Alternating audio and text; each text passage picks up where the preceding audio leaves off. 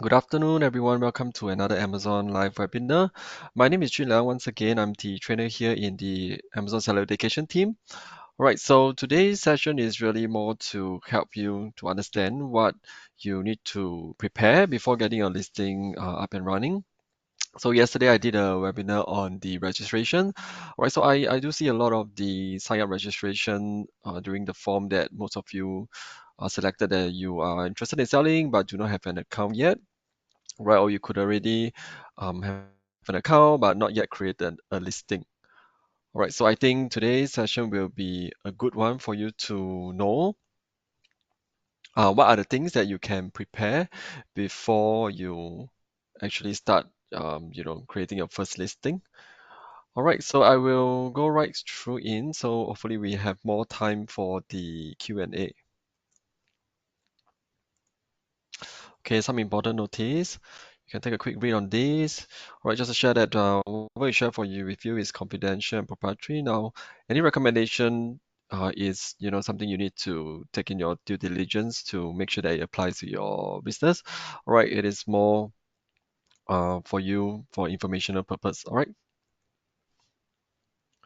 So I see a lot of new names. For those of you who are not subscribed to our official YouTube channel yet, you can subscribe because I'll be uploading all the webinars on our YouTube channel for playback. Right. However, the Q&A, which is usually at the end of the webinar, will not be recorded. Right. So this to be fair for all of you who join me during the webinar. So if you have any questions, do stay to the end, or if you already put in the questions during the registration, I will also go through every single question at the end as well. Right, so the right hand side, if you did not change your setting, that's the box where you can find the Q&A, the question mark, right, the Q&A section. You can put in your questions. Right, since I'm the only one running this webinar right now, I will only be able to see your questions towards the end of the webinar. Right, lastly, if you're watching the recording, make sure to always find the latest recording, right? Because some things like pricing or policy update may change. Now, if not, you can also refer to Seller University or even the Seller Central Help, which is on the Seller Central website itself.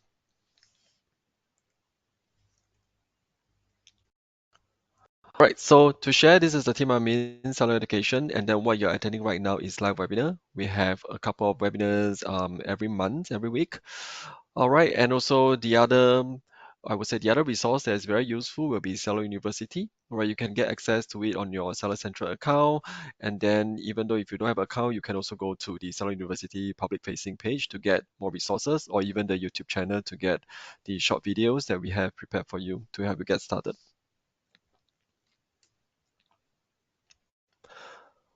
Okay, moving on to what we'll be covering today. Right, the first one is what do you need to really, start to think about before you create your listing? Very important is the product compliance. So to sell something on Amazon, you want to make sure that you did your due diligence, make sure that your product is compliant towards the country that you want to sell to, right? So in certain sense, what this means also means that the buyer, your customer, should be able to find a variety of product that is safe, reliable, and compliant, all right, offered by sellers like yourself on all the Amazon store. Right. So that includes the requirement for product safety, whether or not is the product legal to be used in the destination country that you're selling into, right? And also during the transportation, etc. Right. So make sure that your product is compliant is really one of the most important things that you need to be aware of when you want to sell your product on Amazon, right? Because if the product are found to have any quality issue, right, it may face a suspension of your product listing, all right, or even you might need to recall back the product. So you might actually incur losses, if that is something, that happened to you where you may not be aware of, such as, how your product, whether it's a compliance or not. Right, so which is why certain products that you want to list, Amazon will require certain certificates or reports from you to validate that the product is safe for the consumer, for the customers. Right, so specifically for US store, right, these are some different category, right? What are the restricted products, and then what are the prohibited product? And then for FBA, if you are shipping using FBA, fulfillment by Amazon, what are the products that you are not able to sell using the fulfillment by Amazon, right? And then there are other products that requires approval. All right, so these are the common US, I would say, market regulations or the authority that you might need to get approval. For example, if you are selling anything that got to do with food, you will need to get approval from the FDA, right? A cert to for them to certify that your product is safe for the consumer in the US, right? And then, for example, like if you're selling product that is targeted to children, right? You need to get the Product Safety Commission, like a certification, right, from the CPSC, right, to certify that your product is safe for children, etc. All right.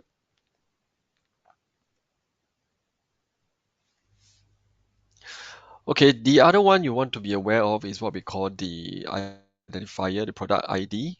Okay, so for most of the category, you will need to provide a GTIN, a Global Trade Item Number, right, GTIN, during the listing creation part. Right, so this product ID is a unique number, right? So some of the common GTIN code are things that you commonly hear of, like UPC, or Universal Product Code, ISBN typically for books, and EAN, JAN, right? These are the codes that you will need to put in if your product is one of the product categories that need a GTIN, the product ID. Right. So for the product ID, I also want to make sure that everyone is aware that you can only get the product ID from GS1. Right, so obtain your product identifier directly from GS1 and not from any other third party. You're not supposed to go and buy like any other people who are selling or passing around the ID. It's not going to work, right? Because the ID, the product ID, will be verified directly with GS1, right? So you want to make sure that the product you are listing is the same product category as what the GS1 database show when you register for that GS1 barcode, right? Which is the product ID, right? So again, so Amazon will verify the authenticity of your product ID against the GS1 database. So this is important if your product is eligible or required to have a product ID. All right, so if your product for certain categories that do not need to have a product ID, you can request a exemption, a GTN exemption. Right. So certain product that doesn't need, like for example, you're selling like private label products or handmade products. Right, these are the product that don't necessarily need a product ID, so you can get it exempted. Right. Okay, so this is more to share how you can get product ID exemption. All right, so I think nowadays they recently updated the user interface. It's much more streamlined right now. So during the product registration process steps, something like that, and then there'll be a part. Let me just zoom in for you. All right, so there'll be a part during the product listing steps. You'll be asked about the product ID. Right. So you can see there's a checkbox. Just check on it to say that I don't have a product ID. All right. And then you can click on apply now. Okay. So if it's eligible, it will be exempted. Right. So this will really depends on what kind of product you're selling. Right. So in certain cases, they may also ask you for additional information. All right. During the requesting for the exemptions, in order for Amazon to assess whether or not it can be exempted, they may ask you for more information. So what you need to do is just make sure that you provide the information to the best of your knowledge, right? Put it there, and then you'll be notified whether or not the product is being exempted from having a product ID. Okay. Next one you want to be prepared also is to think about the brand name. So whether your product has a brand name or you are selling it without a brand. So with that in mind, you need to think about the brand name policy. All right. So you can also lease product that you don't own a brand, assuming you got the approval, all right, you got a official approval from the brand itself, then you can actually sell that product under that brand.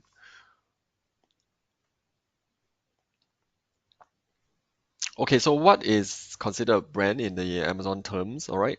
Amazon consider a brand to be a name that represent the product or could be a set of product. All right.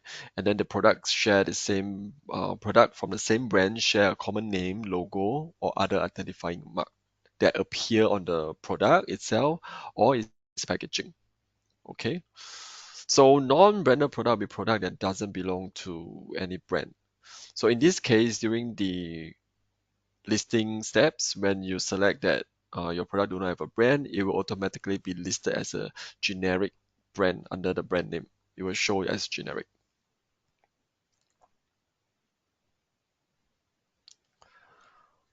All right, so this is to show which one you should use, or you should select or decide whether or not your product is considered under a brand or a non-branded product. All right, to give you an example, let me just zoom in. All right, like the first two, you can see the brand itself. All right, it is actually printed on the product itself. All right, it's also shown on the product itself as well as the listing. Right, that is a product with a brand. Right, and then there are some other items where you see commonly as well. It doesn't have a brand, and usually you will see a generic name on the listing.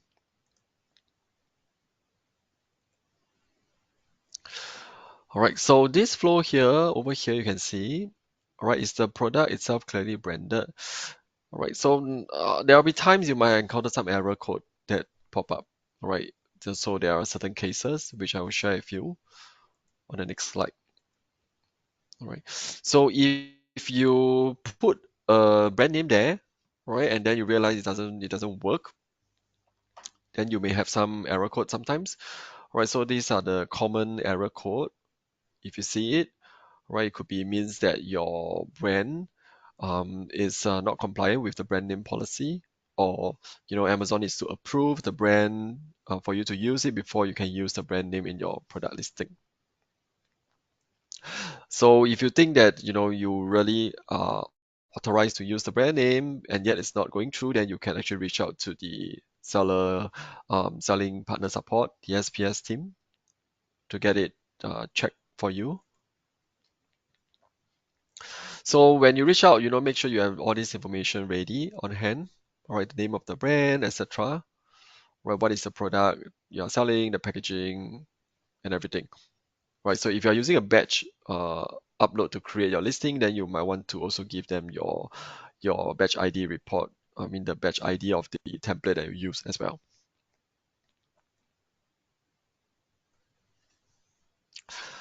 All right, so that's all for part one. I'm going to go on to part two. Now, if you have any questions, just remember to put it into the question box at your right-hand side, and I can address it later, okay? All right. So moving on. Now, assuming you've done, all the steps, creating, preparing the product, any kind of certification, everything, for approval, etc. The next thing you want to really think about is the listing content itself, right? The different, what do you call the different attributes, etc. So in a listing, there's 8 major component. It's listed here. These are the 8 key components. All right, I'll go through one by one. Okay, the product title, as we all know, this is the most common, or rather the most prominent part where your item will appear.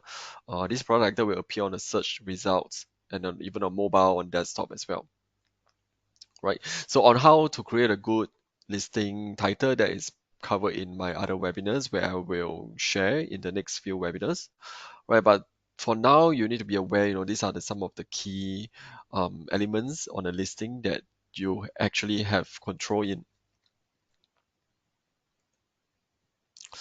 Right, again, title helps to make buyer more aware of your product, all right? This is something that we will see. So it could having a good title help them make a decision faster whether or not do they want to click into your product listing page. Right, this is a basic requirement for title. There's a lot of things here. I will just touch on the few important one. Right, something new recently. There's a new title requirements. I actually put it in the first two bullet points. All right, let me just get a pen. All right, first two bullet point. Right, something new. So now you should not exceed 200 character, including spaces. Right, and then title should not contain the same word more than twice. Okay, and the rest are pretty, I would say, pretty obvious. You're not allowed to use like emojis or special accent character, etc. On the listing title. Right, the next one is the product image. Right, this is one of the most important part of a listing as well, because the customer usually wouldn't be able to touch the product like they normally do on a physical store. So having a very good listing image is very important for them to visualize about how your product is, whether or not they think your product is of a certain quality that they expected will really largely depending on the image, right? So this has a significant impact on the click-through rate. Okay, this one I will be touching a lot as well, the requirements, right? You can read it in the Seller Central as well, right? Just make sure that your product for your main image has a white background. That's the most important one. And now during the listing process, there are also certain validation built in place. So if you list something like, for example, your product listing title is, for example, like a bottle, and then you might have accidentally or you tried to upload a product image that is clearly not a bottle, or it could be a t-shirt, right? During the listing process, it will be flagged out immediately already. All right, it could be, I think there are some backend validation or AI in place to make sure that, whatever you upload during the image, it actually tallies with the title. So a lot of the checks has been in place so that you don't have to remember, all these tons of requirements already. Okay, the other one is the bullet point. Right, this is also very important. Usually the first five bullet points should be something that will showcase your product unique selling point, something that your target audience will be interested in, right? So be concise on that. Yep. Again, so for this, I would say really, keep to about five bullet points, five key features.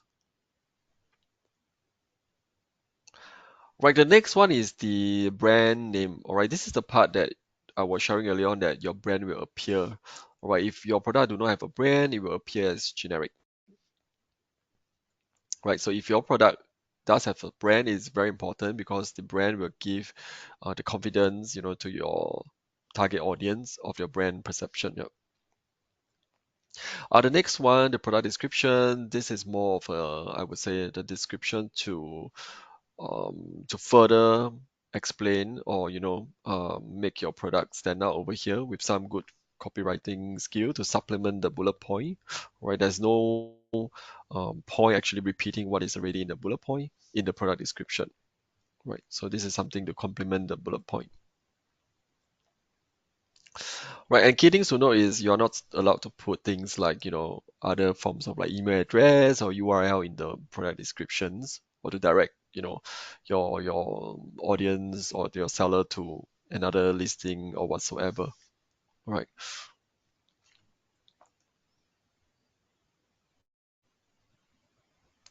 Right, the next one is the A plus content or premier A plus content. All right, this one is something that is only applicable to a brand owner, meaning that you're registered under the Amazon brand registry with a trademark that you own. All right, or alternatively is that the brand owner actually assign you a brand role that you can use it. Or for example, if you're being authorized by a brand to sell their product, all right, and that brand is already registered in the Amazon brand registry, then you'll be able to use this feature, all right, to create more engaging and nicer looking kind of listing that can help you tell your brand story better. right? This is something different from the normal listing, right? Make it more attractive so that your listing will actually stand out.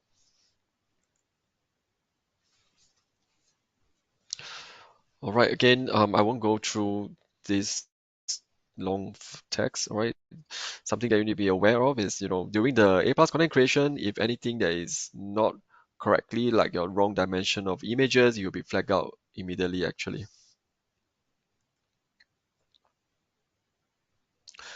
All right, the next one is the search keyword, the search terms. Right, this is something that you can put it in during the product listing steps. There is a part about the product, your item keyword. Right, this may help to make your product more visible.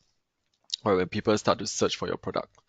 Right, so having meaningful search term will help, but try not to spam a lot of the irrelevant keyword because that will also have a negative impact on your listing.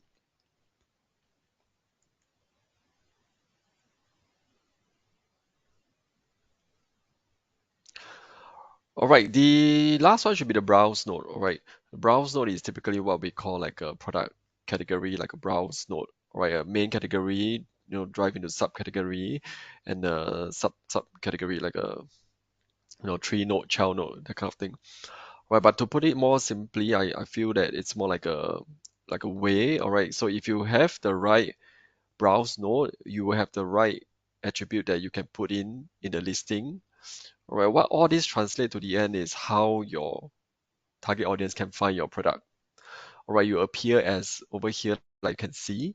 Customer can narrow down the search, right, by selecting the product category or subcategory when they browse along the way. All right, so if you do not have the right product category for your listing, right, you might miss out on the potential of getting discovered, all right, because it may not appear as part of a filtering, etc. Right? And then certain features that your product may actually stand out because of the wrong product category, you may not be able to put those options or those feature in the product listing page. Right, so make sure you do your listing at a time, make sure that the product category is the most accurate and representative of the product that you are going to list. All right, which is the browse node. Yeah.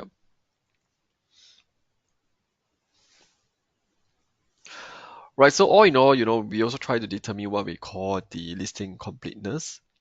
Right, you can see all the elements I shared earlier on. This is more like our own self-evaluation scoring. All right, this has nothing to do with any internal backend of the Amazon system, but this is more for you to benchmark your own self. All right, if you use all the attributes, right, you can give yourself a score. So we recommend all sellers to try to hit the 80 points, right, meaning that all the core attributes are actually present in your listing. All right, and this is what we call like a listing completeness grade A. Right, now again, this is also depending on what you actually put, like in your product listing, your description, your A plus content, right? It doesn't mean that if you use everything means that you will, be grade A and do well, right? So this is I would say like a disclaimer, having using the core attribute plus having a good copy, a good title, etc.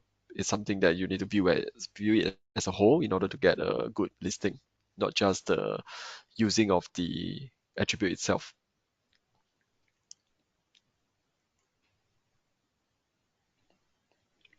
All right. So this is just more like a flywheel or something sort of to show you how each of these element helps to contribute, right, to your sales and conversions. Right. So you can see like the having a good alternate images, bullet point, description, A plus content help to promote conversions. All right. And then in terms of the browse node, search term, product title, main image help to improve the visibility, eventually leads to better organic internet traffic, right? And ultimately more sales. All right.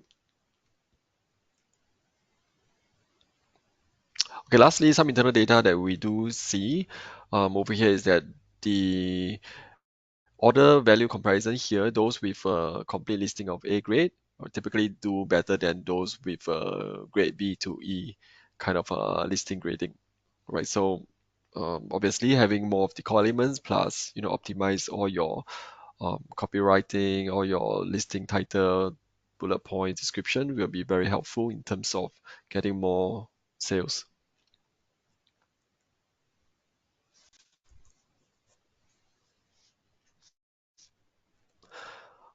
All right, that's all for the second part. I'm going to move on to the last section, which is how you want to ensure, or rather, make sure that your listing is compliant, right? So there will be times, after you create your listing, sometimes, you realize your listing is not appearing in the search, and then you go into manage your inventory, then you will see there's a status that says suppress, right? So this means that your listing is being suppressed, it's not showing up. Right, so suppressed listing won't show up in any search result due to the quality issue that is being identified by the system. Right, so you need to fix it.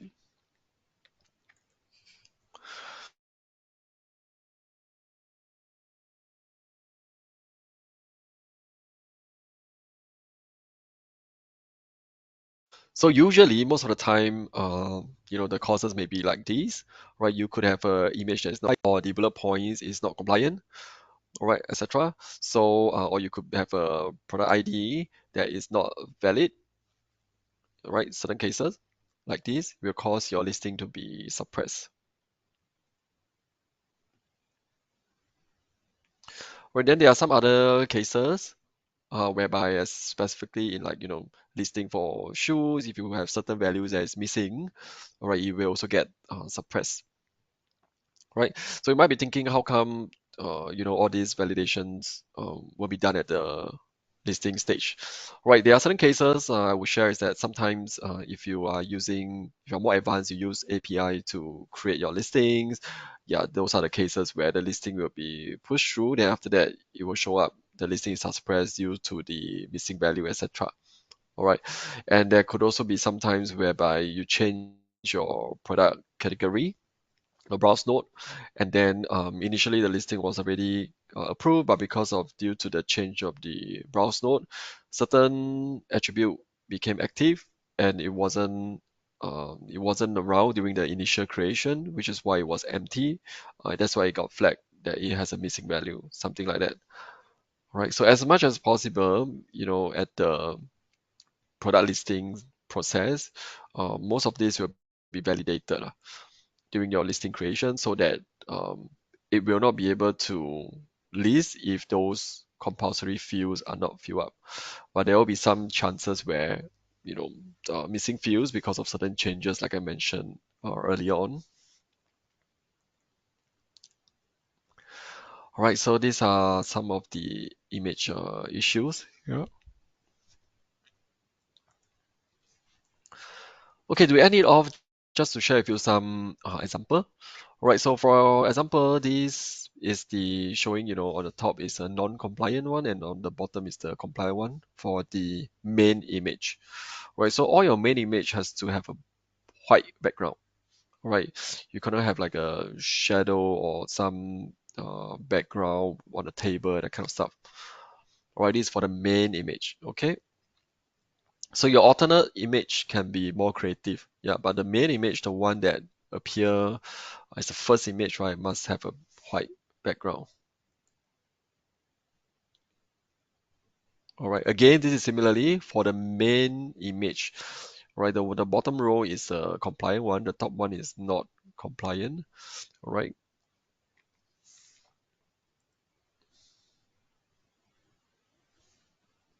Right. This is also an example. All right. So for example, like this one, the luggage, unless you're selling like three in a set, all right, then your main image can use these. All right. If not, right, you should always have showing one for your main image. Right. Same for the other product as well. Yep.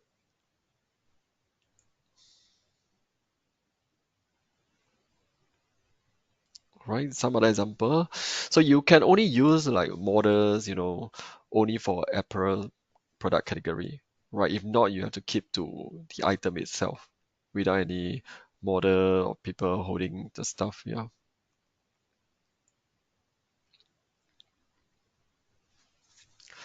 Again, this is also for the main image, right? It should not show the inner packaging or the text labels as well, right? It should always be clean and white background,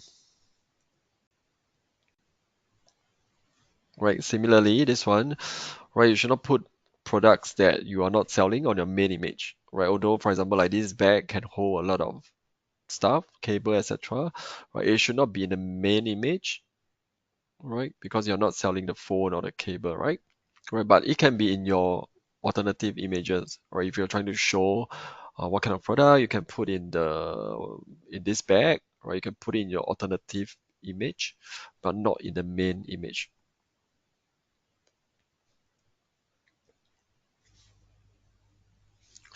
Right, this one is also a common issue, I would say, that we try to crop away the image, so that is not compliant actually. Right, the product should be shown in its entirety. It should not be cropped to a certain angle because it gives a sense of although we know the product, customers may not know the product, right? They may think otherwise for the missing crop away part, right? So as much as possible, the whole product must be shown, all right? So very, very partial cropping is allowed, like you can see over here, right? Right, but the rest, like the one on top, is not compliant.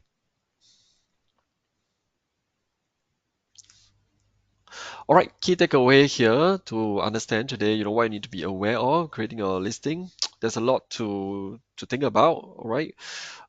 Things like your product compliance, product safety, whether or not your product need a product ID, and how you're going to get it through GS1, right? Your brand name, if you have a brand name, if not, are you intending to get approval from the brand you're selling, or can you even get the approval, and that kind of questions you might want to think about.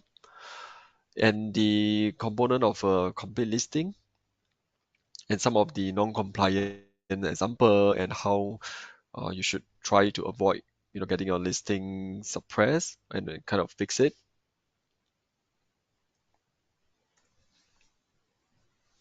Right, we do have some other useful resources from Seller University. Right, something you definitely want to check out is the compliance reference tool. So this tool is built into the Seller Central. This one will give you an idea on what kind of the compliance documents and what are the authority you need to seek out to get the compliance document. So it's a web-based tool, right? You just need to key in what kind of or select what kind of product you are trying to sell, and then they will show you what kind of compliance documentation required that you need to provide or get it ready during your listing process. All right. And then you can also read about more on what is considered as a high risk category, right? And what is required as part of the compliance requirements. All right. All these are in my this QR code that you've seen here. All right. Do bookmark it because this is where I will be sharing all the resources from my end. Right. It links to all the official sources of the other help and support channel from Global Selling, links to our official website as well as the YouTube channel. Okay, so some other session I have next week. Today is the last session of this week. So next week, we're going to share with you about FBA, all right, on the 14th of the January, all right. And then on 15th, I will share with you more about the guide on the product launches. And also, last but not least, I'll end off with sharing with a demo on how Seller Central actually looks like and what is the important, things you need to be aware of and start to configure your Seller Central account and where to get the information you need. All right, so you can sign up from the same QR code as well. Okay, now I'm going to move on to the Q&A. So in the next slide, I will be sharing with you all the questions that I extracted this morning.